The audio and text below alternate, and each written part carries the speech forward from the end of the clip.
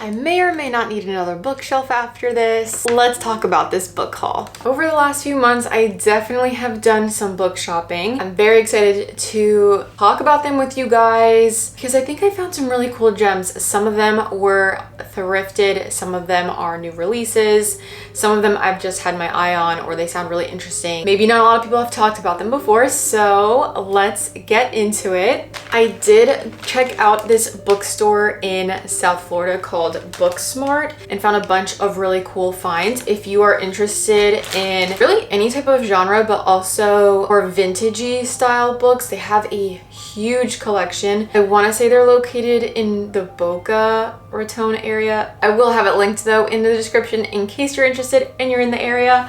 But let's talk about the books that I picked up here. First one to mention is People We Meet on Vacation by Emily Henry. I've already read some of her other books, really enjoyed them, love her writing style. So really happy to have found this one, and it's like in brand new condition. And then I found some odd books, never heard of them before, but they sound like something I would be interested in. This one's called More Letters from Pemberley, and it's a novel of sisters, husbands, and heirs. And essentially it's Elizabeth Darcy's letters to Jane after she marries Mr. Darcy and after Jane marries Mr. Bingley. So we follow the Darcy family for another 6 years, and it's during the Regency period of the early 1800s, so it's specifically 1819. And again, it's written in letter format, so I think that's pretty cool. You can see here who they're writing to and the date and everything, and I just find that to be really, really cool. And it is written by Jane Dawkins. Never heard of this person before, but they obviously love Pride and Prejudice like me, so. Then I found the Little Paris Bookshop. I've seen this before on Barnes & Noble, like in the hardcover section. This is now on paperback, but I thought it sounded really cute. We have this old French guy who has a bookstore on the Seine River, and he prescribes novels for the hardships of life.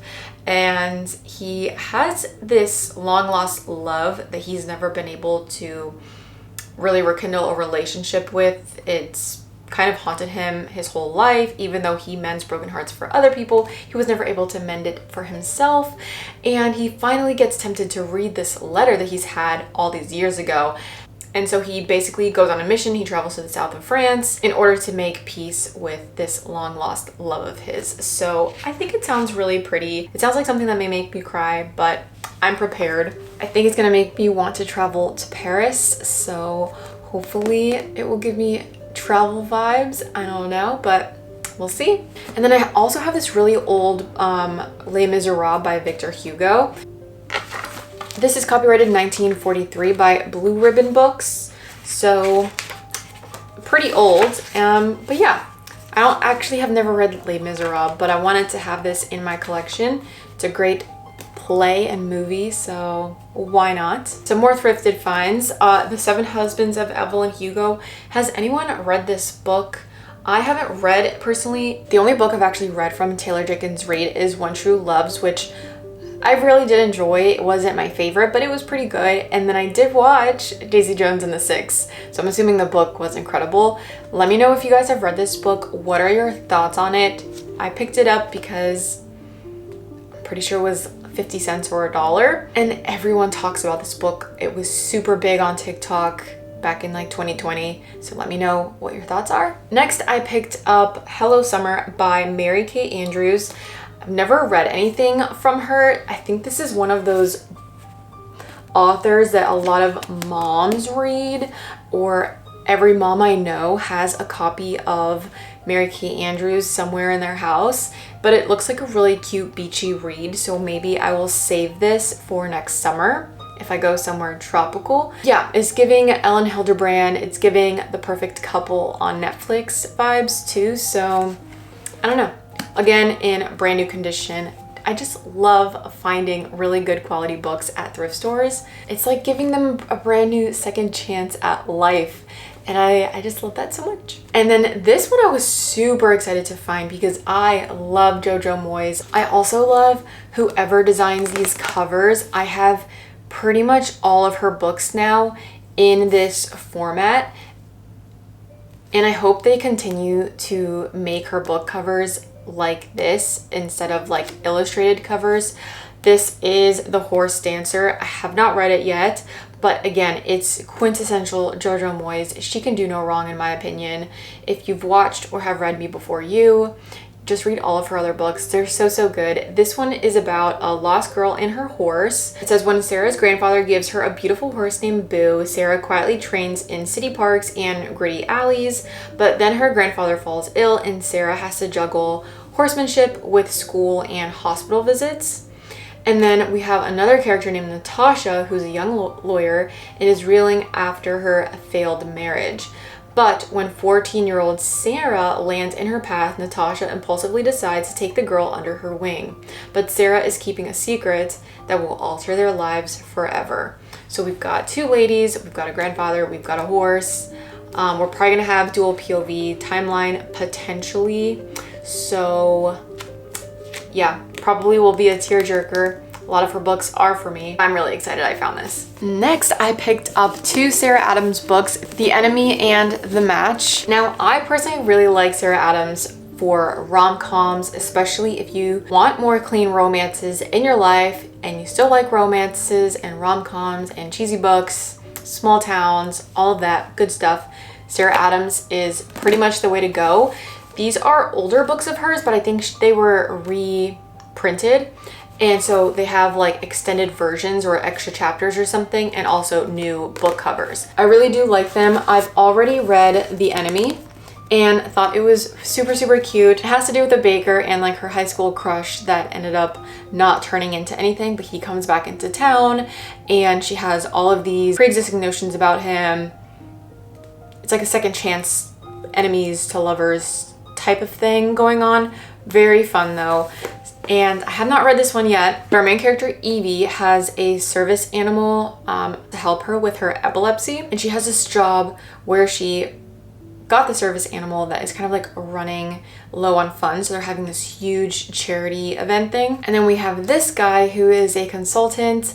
His daughter also has epilepsy and needs a service animal as well. So yeah, single dad trope, epilepsy representation. I think it's gonna be a really heartwarming book. I love when we have animals thrown in the mix too. So I think it'll be a good time. I really love this yellow cover. Very excited to add these to my Sarah Adams collection. I also picked up Apprentice to the Villain. I'm so excited to read these. I plan on reading this very soon, so stay tuned for that because I loved Assistant to the Villain.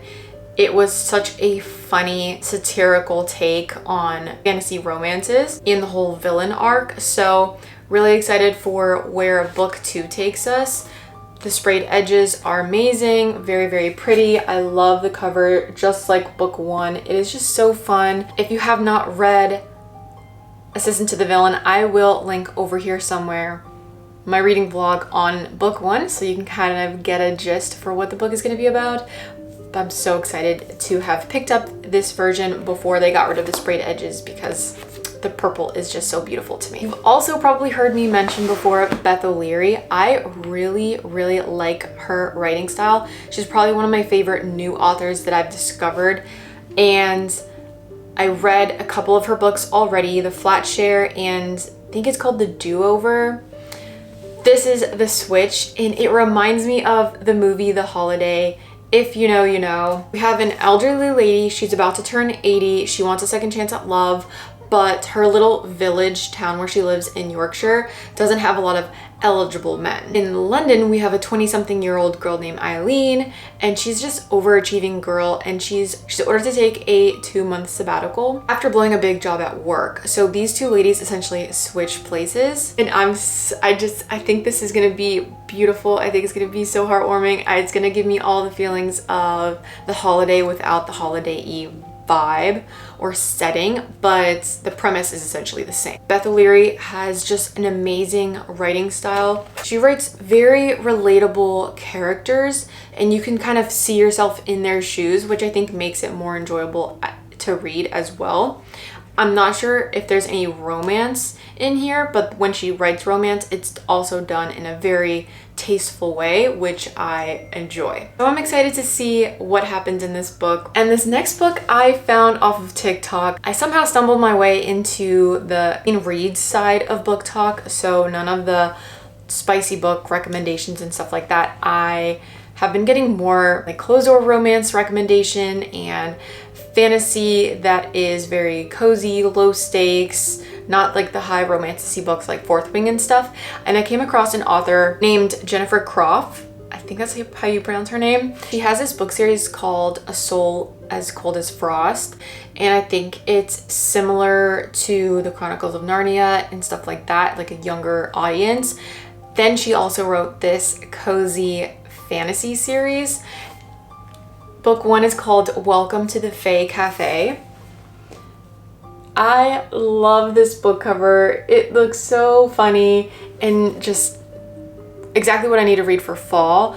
Essentially, we have this fae male stuck in the human world and they have to work together in this cafe in the mortal realm. I absolutely love her book dedication. It says, "First, I'd like to dedicate this book to Book Talk, a group of book nerds I love who created a community of book lovers for book lovers." Yes. "You cheered me on when I pitched the idea of a book about fae running a cafe among humans. You tossed me the idea for this book and you made me laugh so hard I literally fell out of my chair and broke things. Second, to every teacher I ever had, I made it in your face." And then right before the book starts, there's a list and it says, "These are the 10 golden rules you must follow if you want to survive an encounter with a fae." And there's like a whole bunch of little lists here. I don't know, it seems like it's gonna be really silly, very lighthearted, very charming. And I think because of the setting in a cafe, it may be nice to read during the fall season. And I'm not positive, but I think this is book 1 and book 3 is releasing this month or in October. So cool new author. We'll report back on if this is worth continuing on reading her books or not, but I have high hopes. It's supposed to be a clean fantasy romance as well, so if you're interested in clean books, no smut or anything like that, maybe check her out. And then my most recent book I picked up at Barnes & Noble is Ali Carter's The Most Wonderful Crime of the Year. I just read The Blonde Identity because I didn't know that she was still writing books. I read all of the Gallagher Girls series back in middle school and I loved them so much. I did not know she was still writing. She does have adult books. The Blonde Identity is like this really funny spy book. I don't really know how to describe it, but very, very good. This is her newest release, and first of all, the cover is so cool looking. It looks like it's gonna be a really cute holiday read. And the little blurb on the top says, "Knives Out gets a rom-com twist in this rivals to lovers Christmas romance mystery." I mean, this sounds like such a fun read. Have a trip coming up in December, so I think that's what I'm going to be reading while I'm there. The Blonde Identity was so funny. The Gallagher Girls series also has like that spy mystery type of setting, so I think she just does that style, that type of genre very, very well. She does it in a way that's like, I don't have to take it too serious, so I know it's still gonna be good even if the plot doesn't make full sense. She just does it in a way that is still really enjoyable. So I have high hopes for this one. And yeah, those are the books I've picked up recently. Have you read any of these so far? Let me know your thoughts in the comments. And if you have any book recommendations you think I should pick up, let me know. I will go ahead and also leave some videos right here if you haven't watched them yet. But until next time, I will catch you in my next video. Mwah. Bye!